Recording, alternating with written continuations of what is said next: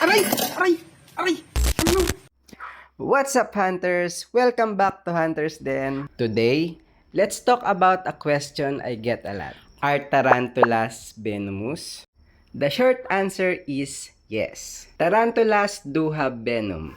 They use it to subdue their prey, usually insect and small animals. But here's the good news. Tarantula venom is not dangerous to human.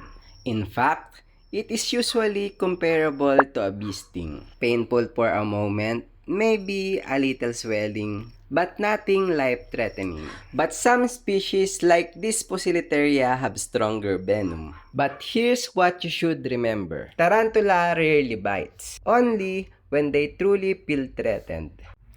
I'm gonna show you a clip of a tarantula biting a human. As you can see in this video, the tarantula escaped on her enclosure. She ran and tried to find a place to hide. But the kid was trying to make the tarantula climb to his hand. And then, bang! Aray!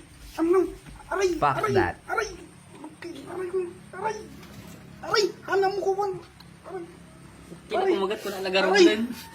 Aray ko. Ramdaman mo, di ka lang, aray. Okay, man. That's a Poecilotheria, a tarantula with more potent venom.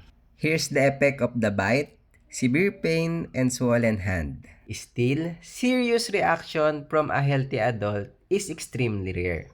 So, while your tarantula is venomous, it's mostly just a tool for hunting, not a threat to you unless you really annoy it. Always admire your spider safely and let it do its thing.